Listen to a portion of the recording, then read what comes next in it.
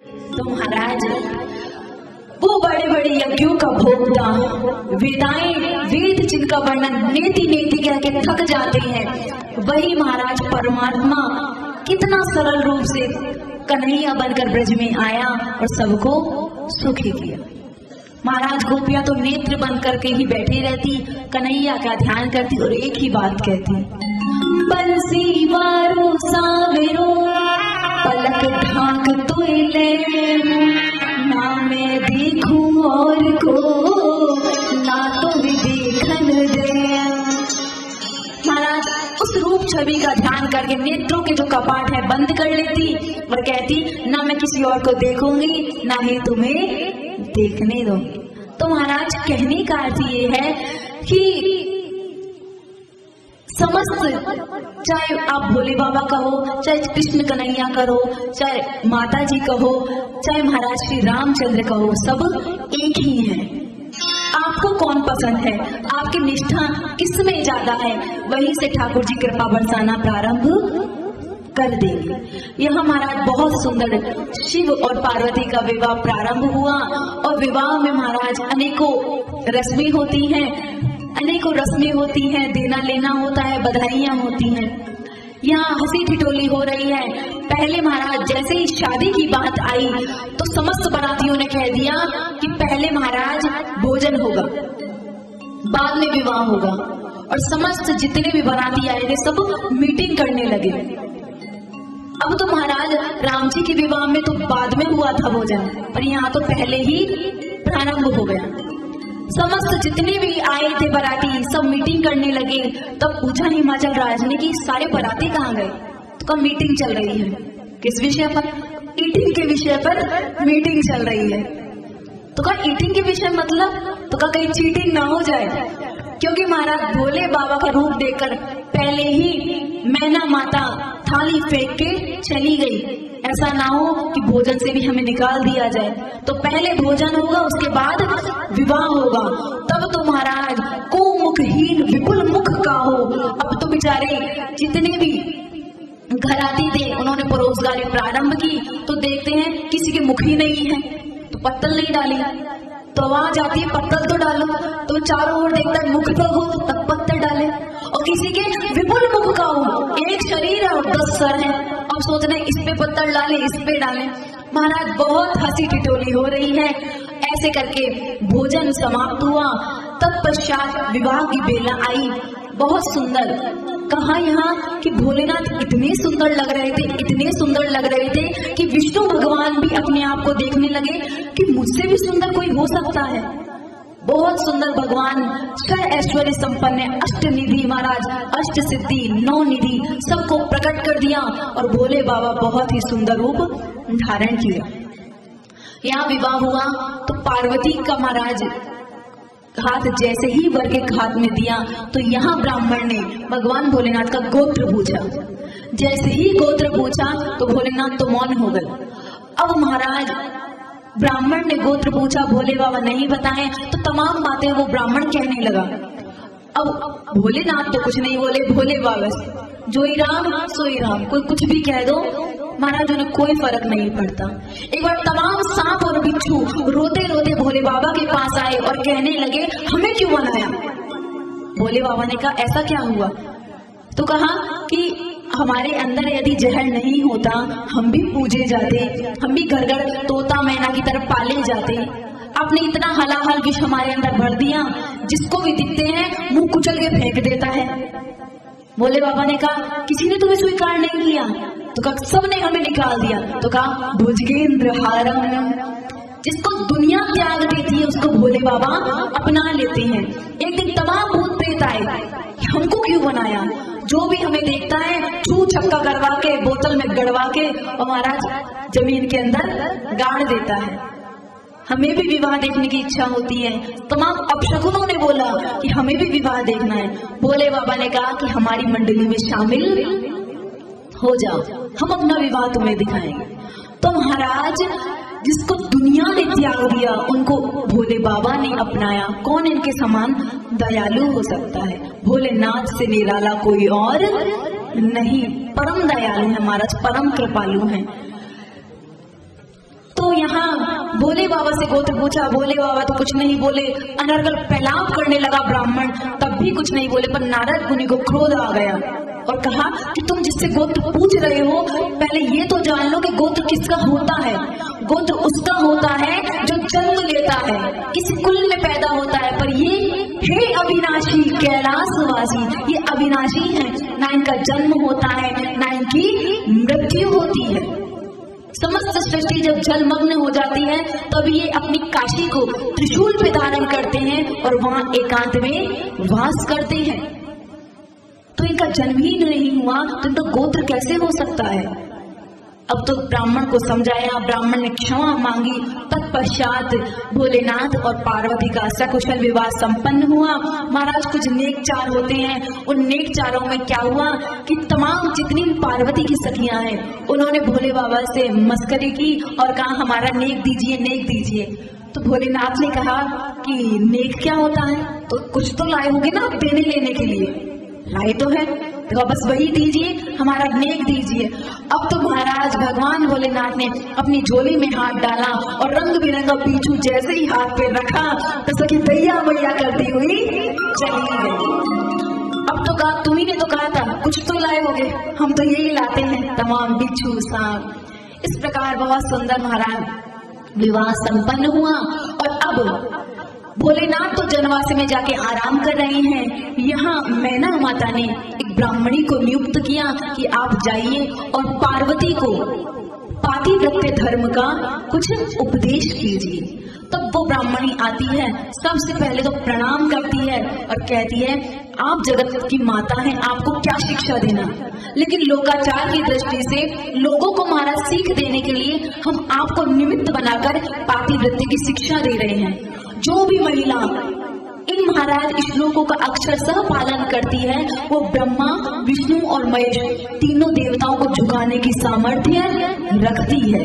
तब कहती हैं गिरिजेशणो सो प्रीत्या मदवचो धर्मवर्धनम धन्या पतिव्रता नारी नान्या पूज्या विशेषता पावनी सर्वलोकानां सर्व पापोघनाशिनी सेवते या पतिं प्रेमना परमेश्वरम मच्छिवे।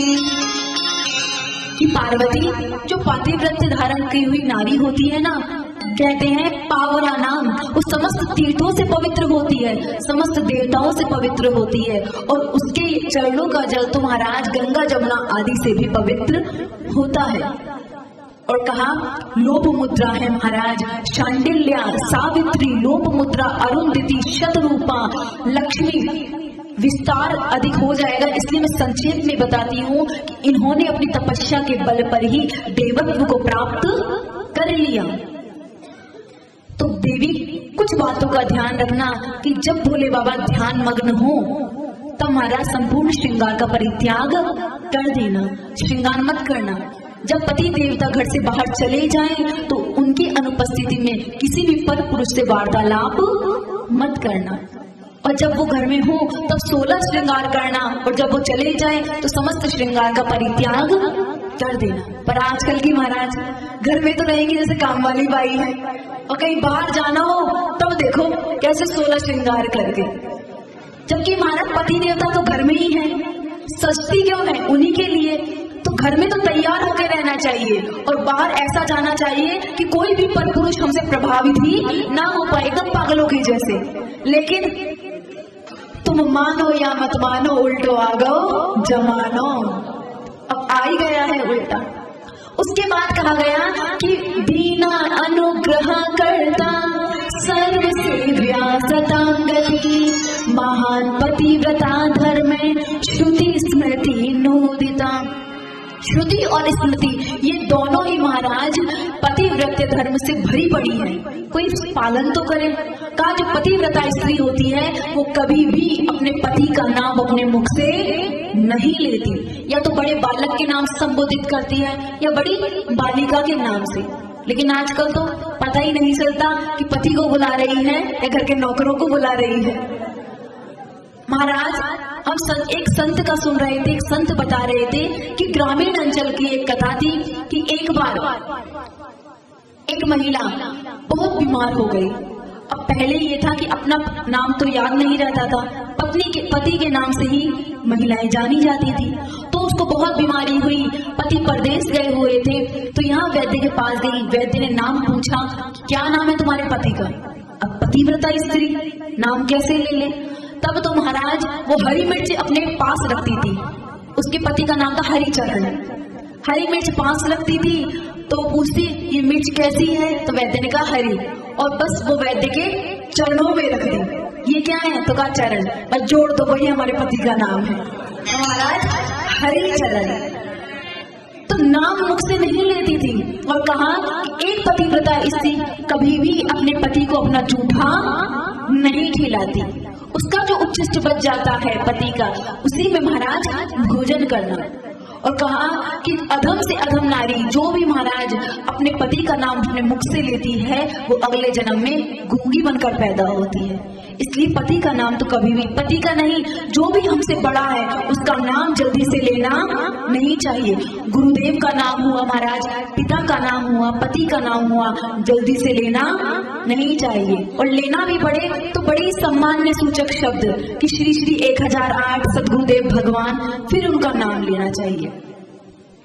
एक और दृष्टांत आता है कि एक बार एक महिला महाराज घर में भोजन बना रही थी, तो भोजन बनाते बनाते क्या हुआ कि एक मोटा सा चिंटा आया और चिंटा ने उसे काट लिया। अब उसके पति का नाम था महाराज चिंटा देव। अब जैसे काट लिया तो बहुत जोर से चिल्लाई, हाँ मुझे काट लिया, हाँ मुझे काट लिया। सासू अंदर से चिल्लाई, क्यों इतना जोर से चिल्ला रही है? तो कहा, सासू माँ वो मुझे चिंटी के बड़े भाई ने काट लिया, इसलिए बहुत जोर से दर्द हो रहा। तो महाराज चींटी के बड़े भाई ने काट लिया या हरी मिर्ची साथ में रखना, मतलब उद्देश्य हंसना नहीं है, उद्देश्य ये है कि कितनी मर्यादा थी। अपने पति का नाम विपरीत परिस्थितियों में भी नहीं लेती थी। लेकिन आजकल को बोलो तो हमारा हंसी अलग आती है। नहीं, तभी तो महाराज हमने बताया था कि अनसुईया तीनों देवताओं को झुकाने में समर्थ थी। 6-6 महीने के बालक बना दिए। क्या वो कौन सा यज्ञ करा था उन्होंने? कोई यज्ञ नहीं, कोई तपस्या की थी, कुछ नहीं, मात्र पति की सेवा करती थी और इतने बड़े पद को उन्होंने प्राप्त कर लिया। और कहते हैं, सयो तपस करा दक्षा हृष्टा व्यवा परमुखी धर्मिणी त्रिरात्रम सुखम नैव दर्श्यते। कि जब स्त्री रजो धर्म को प्राप्त हो जाए तो 3 दिन तक अपने मुख को पतिदेव को ना दिखाए। चतुर्थ दिन पवित्र होकर स्नान आदि करके केश आदि धुल के ही पति के सामने आए। और पतिदेव यदि परदेश गए हों तो सबसे पहले सूर्य देवता को प्रणाम करके सूर्य को ही अपना मुख दिखाए महाराज। और कहा कि कोई भी काम हो, कहीं जाना हो या महाराज तीर्थ यात्रा करनी हो, व्रत आदि करना हो, पति की आज्ञा से ही करे।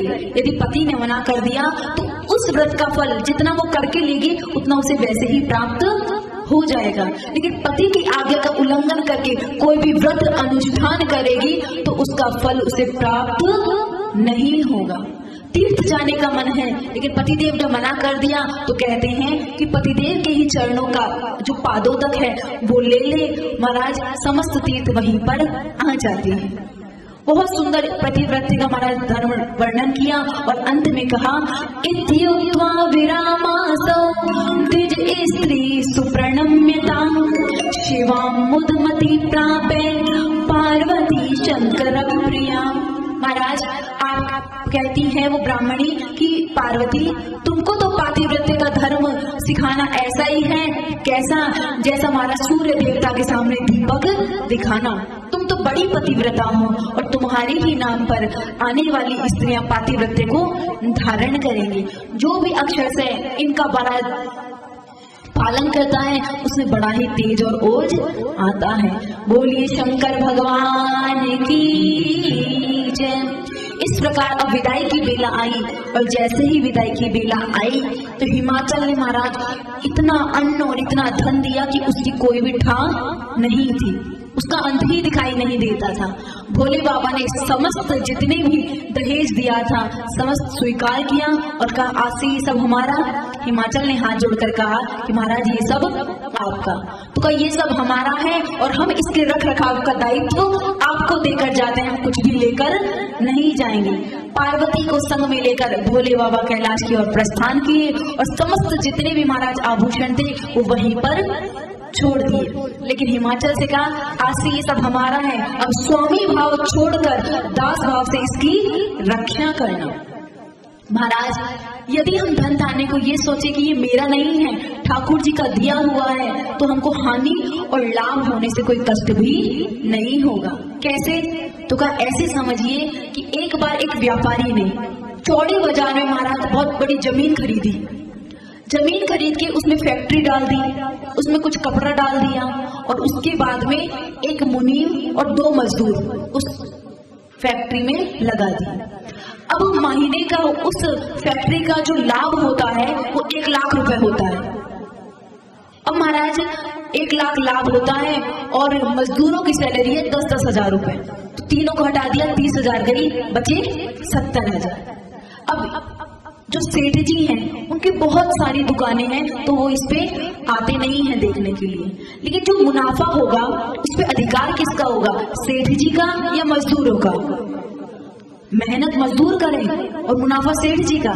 तो कहा सेठ जी यदि चौड़े बाजार में जमीन नहीं खरीदते, इतना माल नहीं डालते, तो वो मजदूर कहाँ काम करते? तो उसी प्रकार हमको ये इतने बड़े महाराज परमात्मा ने इतनी सुंदर सुंदर फैक्ट्रियां ये दे दी हैं सहसा में, हम मालिक नहीं हैं, नौकर हैं।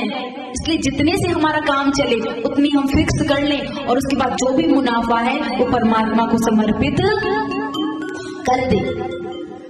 अब तो महाराज यहाँ भोलेनाथ ने बहुत ही सुंदर शिक्षा दी और कहा कि इस धन के तुम अधिकारी अब नहीं हो, दास भाव से सेवा करो। पार्वती और भोलेनाथ कैलाश को चल दिए। महाराज दोनों में बहुत सी क्रीड़ा हुई, दोनों ने बहुत आनंद से वहां एक साथ रहे। और कहते हैं एक बार की बात, बहुत ही सुंदर महाराज कैलाश में भोले बाबा ने पार्वती मैया को झूला डाला और महाराज यहाँ पार्वती मैया को झूला भोलेनाथ झुला रहे हैं और पार्वती झूल रही है। तमाम जितने भी देवतागण हैं आकाश में मंडल में खड़े होके जय जयकार कर रहे हैं, जय हो जय हो जय हो, और सभी एक ही बात गा रहे हैं, क्या? झूला झूले शैल कुमार, झुलावे सब सखियां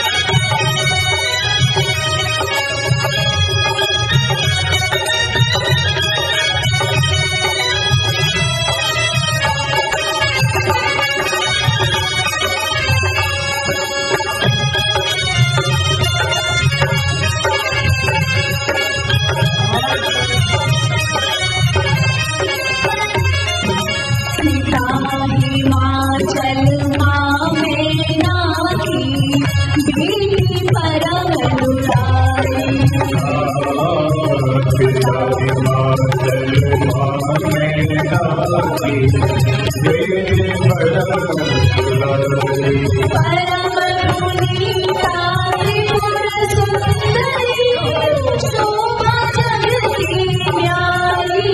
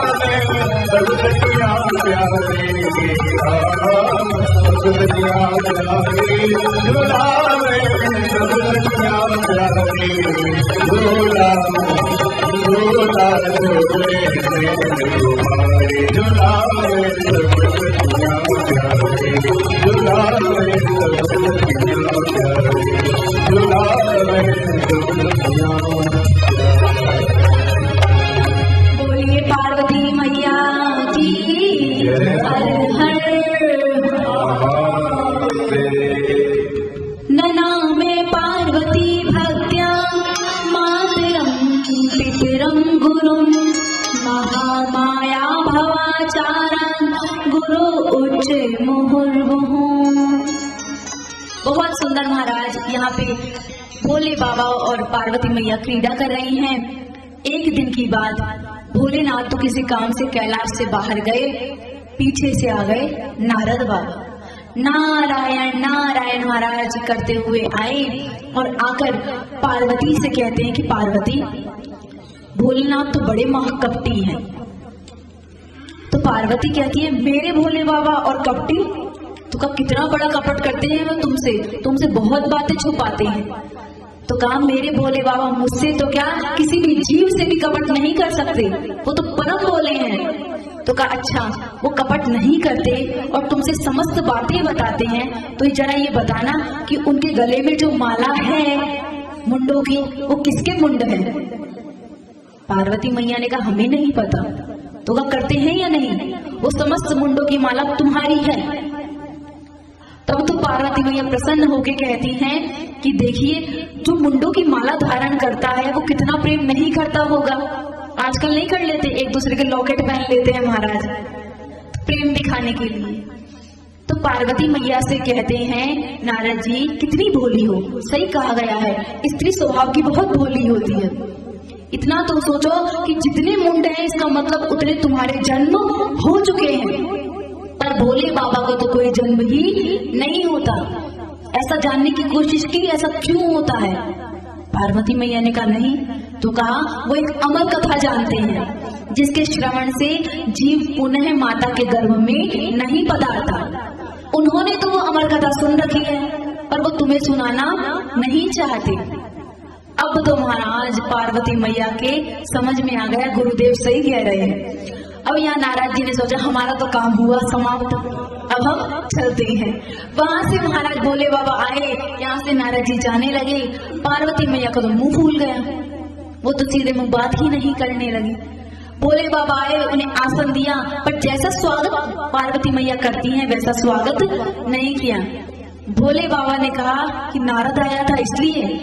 अब तो पार्वती मैया क्रोधित होकर कहती हैं नारद आया था इसका मतलब हमारे गुरुजी हैं।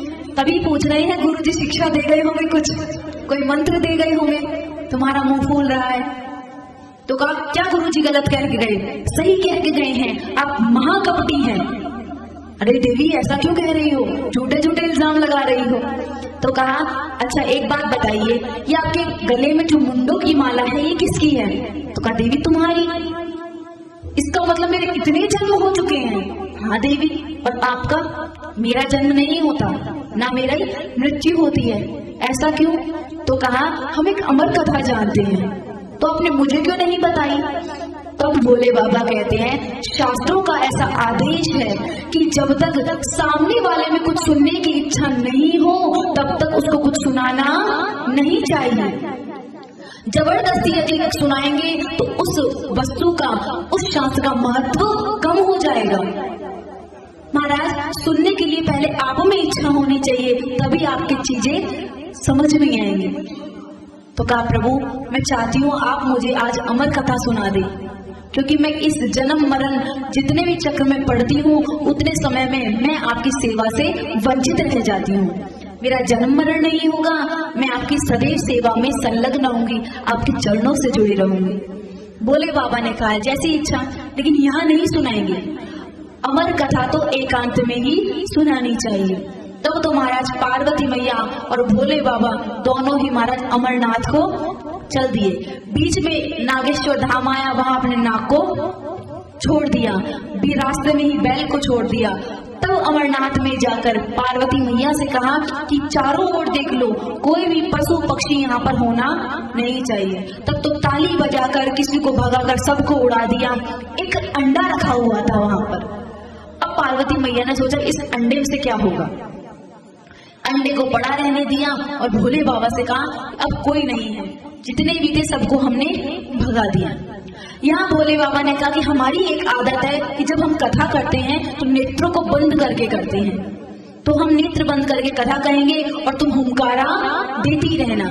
पहले के जमाने में महाराज जब दादा दादी पोते पोतियों को कोई कहानी सुनाते थे तो बोलते थे एक राजा था, तो बच्चे कहते थे वो जंगल में शिकार खेलने लगा, या बच्चे कहते थे तो हुंकारा भरने से ये होता है कि आपको समझ में आ रहा है।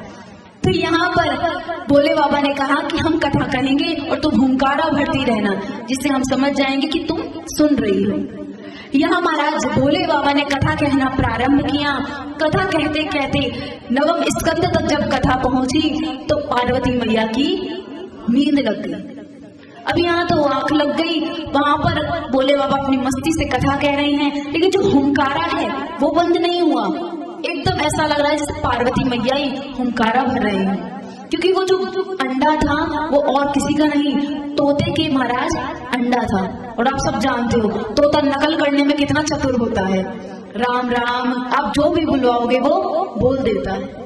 अब यहाँ महाराज उस तोते ने संपूर्ण कथा सुनी और हुंकारा भरता रहा। जैसे ही कथा समाप्त हुई और भोले बाबा ने जयकारा लगवाया, बोलिए शंकर भगवान की। पार्वती मैया की नींद खुली और कहती प्रभु आगे क्या हुआ। भोले बाबा ने कहा आगे कथा तो पूरी समाप्त हो गई। तो कहा प्रभु पता नहीं आपकी माया थी या क्या था, हमारी तो आंख लग गई। भोले बाबा ने कहा पर हुंकारा तो सुनाई दे रहा था। तब तो देखा एक छोटा सा शुक, छोटा सा तोता महाराज वहां बैठा था। भोले बाबा ने सोचा ये घुसपैठिया है, इसने चोरी छुपे हमारी कथा सुनी है, अब ये जीवित नहीं बचेगा। अब तो आगे आगे वो तोता, पीछे पीछे भगवान भोलेनाथ त्रिशूल लेकर, आगे आगे वो तोता पीछे पीछे। तो महाराज व्यास जी की पत्नी रजो धर्म से संपन्न होकर अपने केश को धुलकर धूप में सुखा रही थी। उनको जमाई आई और महाराज वो तोता महाराज उनके गर्भ में ही प्रवेश कर गए। भोलेनाथ त्रिशूल लोके दौड़े। व्यास जी ने कहा प्रभु कैसे आना हुआ। तो कहा कि हम अमर कथा पार्वती को सुना रहे थे, एक तोते ने सुन ली, हम उसको मार देना चाहते हैं। अब तो व्यास जी ने हंस के कहा इसीलिए तो आपको भोले बाबा कहते हैं। एक तरफ तो आप कह रहे हो कि जो अमर कथा सुन ले उसे कोई मार नहीं सकता, और दूसरी तरफ उस तोते को मारना चाहते हो। जब उसने अमर कथा सुन ही ली है तो मरेगा कैसे। आप यही सोचिए कि प्रभु की यही इच्छा होगी।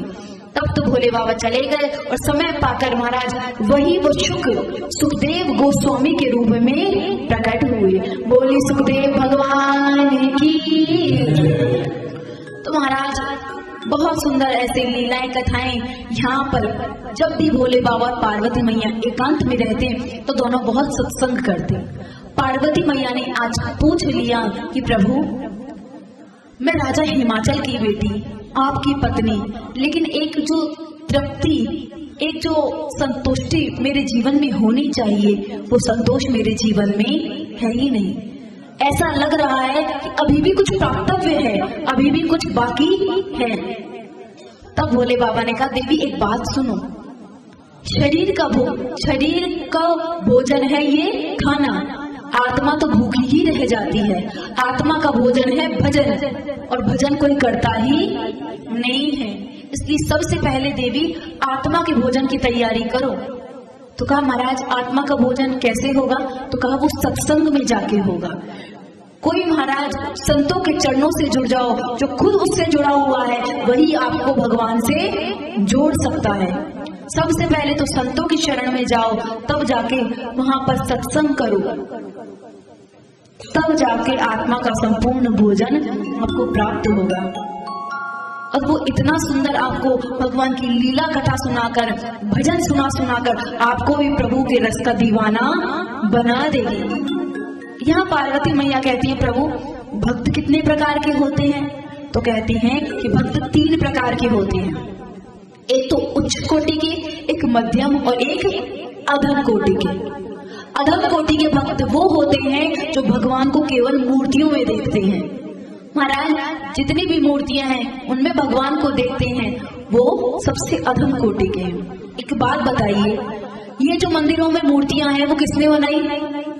आप और हम में से किसी ने हमारा सुंदर मूर्तिकार ने मूर्तियां बनाई, उन्हें प्राण प्रतिष्ठा किसने करी। आप हम में से ही कोई ब्राह्मण आया और प्राण प्रतिष्ठा कर दी। हमारी बनाई हुई मूर्तियों में तो हम इतनी श्रद्धा रखते हैं और इतने दंडवत प्रणाम करते हैं, और ये चलती फुलती मूर्तियां ये किसने बनाई, उस परमात्मा ने। लेकिन इनसे झूठ बोलते हैं, इनसे द्वेष करते हैं। तो परमात्मा कहता है कि खुद की बनाई मूर्ति में तो बड़ा समर्पण कर रहा है, और मेरी बनाई मूर्तियों से तू द्वेष कर रहा है। तब कहा कि जो पत्थर की मूर्तियों में ही मात्र भगवान को देखता है वो सबसे अधम कोटि का भक्त है। तो कहा मध्यम कोटि का। तो कहा जो संतों में और मूर्तियों में दोनों में भगवान को देखता है, संत में, सदगुरुदेव में, माता पिता में, वो मध्यम कोटि का भक्त है। लेकिन महाराज जो प्रत्येक जीवधारी में उस परमात्मा का दर्शन करता है वही उत्तम कोटि का भक्त है। अब सब अपना अपना गणना कर लीजिए कि सब अधम है, मध्यम है या उत्तम कोटि के। महाराज हम तो अधम ही कोटि के हैं। तो फिर उसके बाद पार्वती मैया ने पूछा कि प्रभु बंधन और मोक्ष इसका भी निरूपण कीजिए। तो कहा बंधन और मोक्ष कुछ नहीं है। क्या है महाराज। तो कहा ये वास्तविकता में ये जीव बंधा हुआ नहीं है, ये मुक्त है, लेकिन इसको एक महाराज ऐसा लगता है कि ये बंधा हुआ है। ईश्वर जीव ग्रंथि पड़ गई यद्यपि मृषा, पर छूटत कठिन नहीं। एक दृष्टांत के माध्यम से समझिए कि एक बार एक कुम्हार नदी के किनारे गया, उसके पास 10 गधे थे। उसने समस्त 9 गधों को तो बांध दिया, लेकिन एक गधे को बांधने के लिए वो रस्सी घर पर ही भूल आया। अब यहाँ महाराज उस गधे को नहीं बांधने के तो वो जाने लगा। तब तो क्या किया, झूठा झूठा है उसके गले में रस्सी डाली, फिर महाराज पेड़ से बांध दी। तो उस गधे को क्या लगा, हम बंध गए। अब अगले दिन उसने क्या किया, समस्त गधों की रस्सी खोली और उनको भगाया, तो वो गधे चलने लगे। अब इसको धक्का देता है, ये चलता ही नहीं। खूब प्रयास कर लिया। अब इसने सोचा न जाने क्या जादू हुआ, क्या टोना हुआ, क्या टोटका हुआ, ये चलता ही नहीं है। वहां से एक संत गुजर रहे थे। एक संत ने कहा क्या हुआ। उसने संपूर्ण वृतांत जब सुनाया, तब संत ने कहा तूने जब इसको झूठा बांधा था तो झूठा खोल भी तो सही, तब देखना। तब तो रस्सी खोली, उसके गर्दन से महाराज रस्सी निकाली, वो भागने लगा। तो क्या वो रस्सी असली थी? नहीं थी, लेकिन उस गधे राम को ऐसा लगा कि वो वास्तविकता में बंध गया है। वही प्रकार महाराज, उसी प्रकार से हमारे साथ होता है। हमें ऐसा लगता है कि हम बंधे हुए हैं, पर वास्तव में तो हम मुक्त ही हैं। तो कहा कि बंधन और मोक्ष का पूछ रही थी तुम, वास्तविकता में ये जीव बंधन में पड़ा ही नहीं है। जिस दिन इसको अपने स्वरूप का ज्ञान हो जाएगा, ये उसी दिन मुक्त हो जाएगा। मोक्ष क्या है? तो महाराज हमारे जो 6 शास्त्र हैं, उन 6 शास्त्रों में अलग अलग मोक्ष का निरूपण किया गया है। सांख्य ऐसा मानता है, एक सांख्य शास्त्र है। सांख्य महाराज ये मानता है कि मोक्ष क्या है, तो कहा अपवर्ग की प्राप्ति ही मोक्ष है। अपवर्ग क्या है? अपवर्ग उसे कहते हैं न पवर्गा इति अपवर्ग। बार खड़ी सबको आती होगी। प की लाइन क्या होती है? प, फ, ब, भ और म। तो कहा जहां पर ये पवर्ग नहीं है वही अपवर्ग है। मतलब तो कहते हैं पतन फलाशा बंध भय मृत्यु जहां पर नाय, पापा बाभा मारहिता सो अपवर्ग कहाय। मतलब जहां जाने के बाद हमारा पतन नहीं होता, हम एक बार चले गए यद गत्वा नानी वर्ण कंठे, वहां पर जाकर पतन नहीं होता, वही है अपवर्ग, पतन, फलाशा। यहाँ पर हम कदम कदम पे सबसे आशा रखते हैं, ये मेरा ये काम कर देगा, ये मेरा ये काम कर देगा, हम सबसे उम्मीद रखते हैं। पतन फलाशा, बंध, वहां पे कोई बंधन नहीं है। भय, वहां पे भय भी नहीं है। और मृत्यु, जहां पर मृत्यु नहीं होती वही अपवर्ग है। पतन फलाशा बंध भय मृत्यु जहां पर ना है, पापा बाबा मारित सो अपवर्ग कहाय। उसके बाद में महाराज योग ने निरूपण किया कि समाधि में चले जाना ही मुक्ति है। समाधि मतलब समधि, जहां जाकर बुद्धि शांत हो जाए, एक जैसी हो जाए, वही है समाधि। मन में कोई फुरना ना फुरे, विचार ना आए, वही मोक्ष की स्थिति है। महाराज रामानुज ने महाराज वेदांत में कहा गया कि मुक्ति क्या है, तो कहा प्राप्त की प्राप्ति ही मोक्ष है। जो सहजता में प्राप्त है उसी की प्राप्ति हो जाए वही मुक्ति है। लेकिन जो भक्त हैं वो क्या कहते हैं? गोविंद के चरणों की भक्ति हमें मिल जाए वही हमारे लिए मुक्ति है। बोलिए शंकर भगवान की। इसलिए महाराज जितना जल्दी हो सके उतने जल्दी हम भगवान नाम के महत्व को समझाएं, क्योंकि अभी तो हमने फिर से कहेंगे, अभी तो फिर भी ये सत्संग की गंगा बह रही है, लेकिन जैसे जैसे समय बीतेगा वैसे वैसे सत्संग आपको दिखाई देना ही बंद हो जाएंगे। कैसे? तो महाराज ऐसे कि सबकी जो बुद्धि है वो अब आधुनिकता की ओर ही दौड़ रही है। आधुनिकता में इतना प्रकाश है, इतना आकर्षण है कि बलात् लोग वहीं की ओर खींचे चले जा रहे हैं। ऐसे समझिए कि एक दृष्टांत आता है कि एक बार एक सेठ जी ने मन्नत मांगी, उनके कोई संतान नहीं थी कि हमारे पुत्र हो जाए सत्यनारायण की कथा हम बचवाएंगे। अब महाराज सत्यनारायण की उसने कथा बचवाई, पंडित जी को बुलाया, संत हो, उनके एक संतान हुई, तो पंडित जी को बुलाया, सत्यनारायण की कथा बचवाई। फिर कहा महाराज यदि आपके पास थोड़ा सा समय हो तो क्यों ना भागवत भी कर दो लगे हाथ। महाराज ने भागवत भी कर दी। अब तो महाराज भागवत की, उसके बाद दक्षिणा का समय आया, तब तो उस ब्राह्मण को सेठ जी ने तिलक काट के 30 रुपया दे दिया। 30 रुपया दिया। अब तो तमाम गांव वालों ने कहा सेठ जी बेटा हुआ है, जलसा होना चाहिए, कोई नाच गाने की व्यवस्था करो। तब तो सेठ जी ने बढ़िया सुंदर नाचने वाली को बुलाया। अब महाराज कथा समाप्त हुई, अगले दिन नाचने वाली को बुलाया गया। रात से लेकर सुबह तक वो नाचती रही।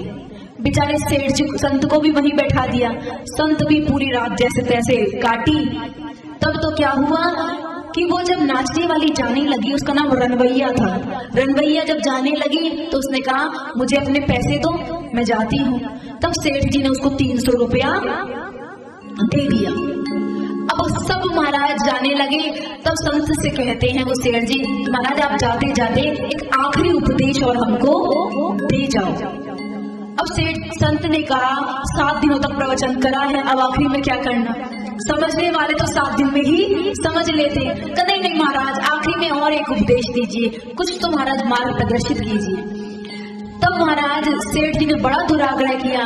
तब संत ने कहा फूटी आंख विवेक की, कहा करें जगदीश, रनवैया को 300 और रामदास को 30।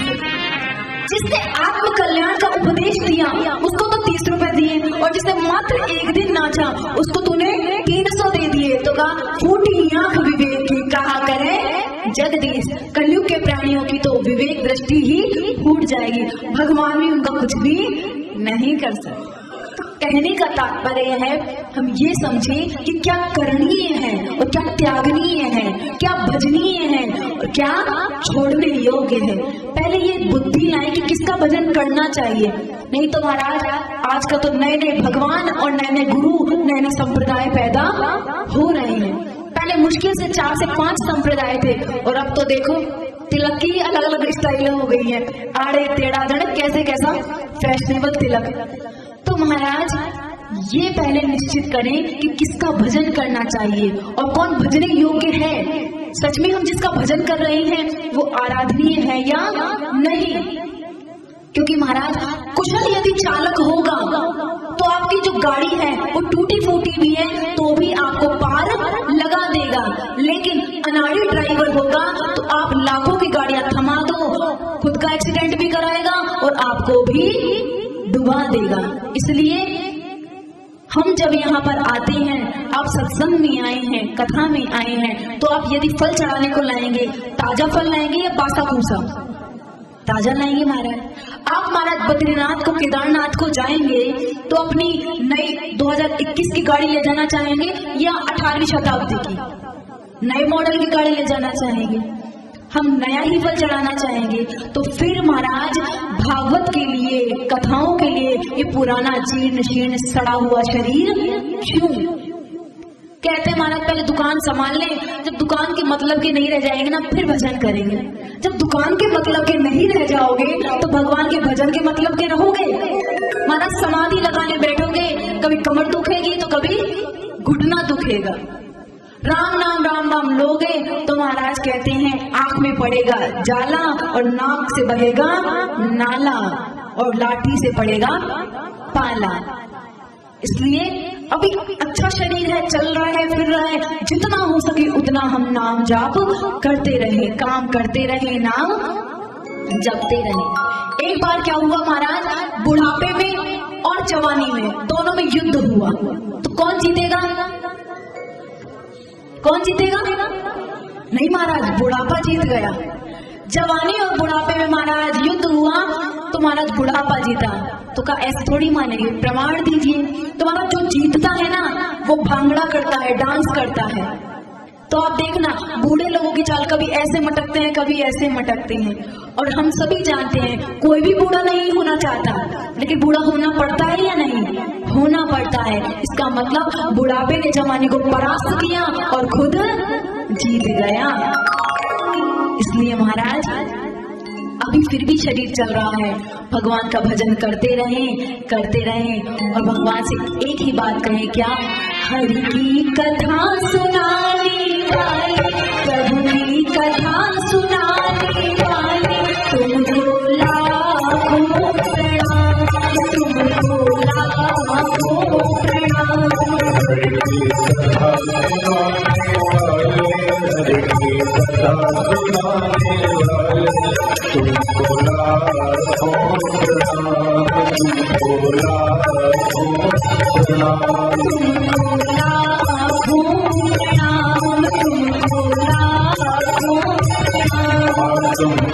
सुनाने वाले,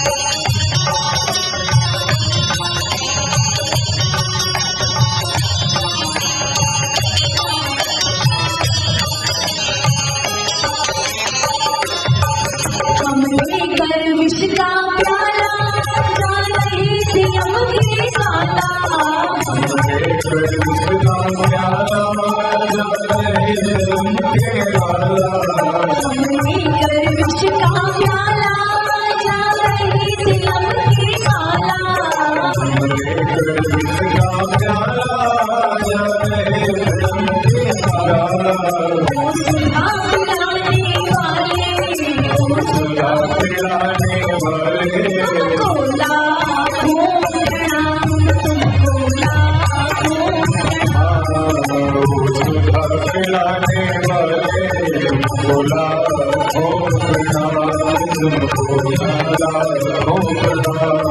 प्रणाम, तुमको लाखों प्रणाम, तुमको लाखों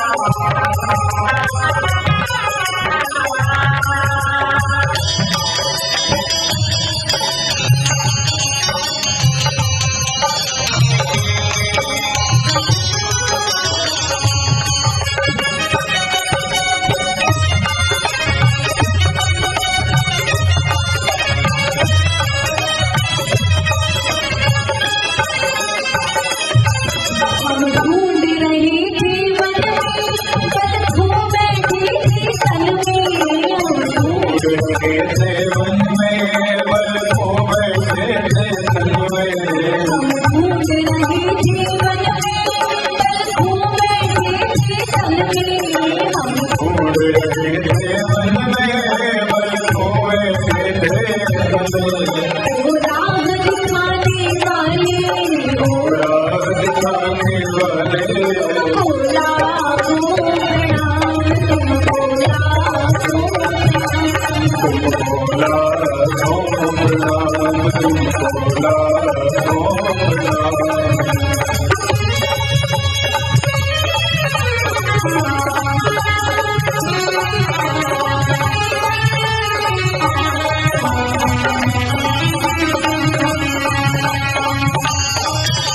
लाखों प्रणाम, तुमको लाखों प्रणाम।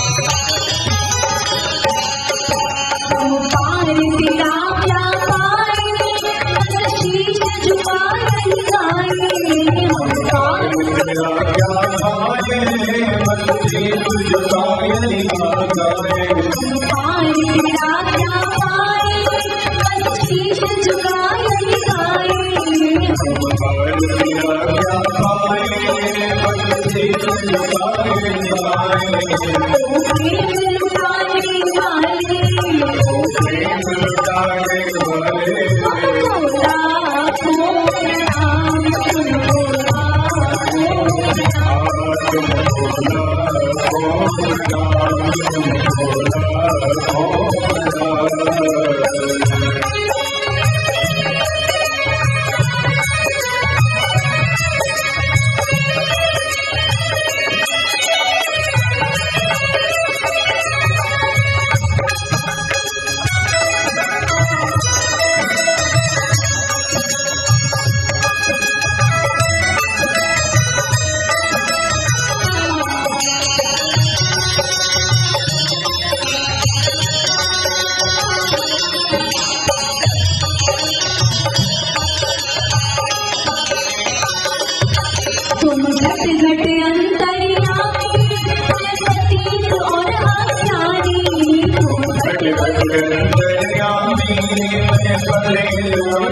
ज्ञानी घट घट अंतर्यामी गणपति ज्ञाना ज्ञानी घट घट अंतर्यामी ओ शिव से मिलाने वाले ओ प्रभु मिलाने वाले तुमको लाखों प्रणाम तुमको लाखों हरि की कथा सुनाने वाले हरि की कथा सुनाने वाले तुमको लाखों प्रणाम तुमको लाखों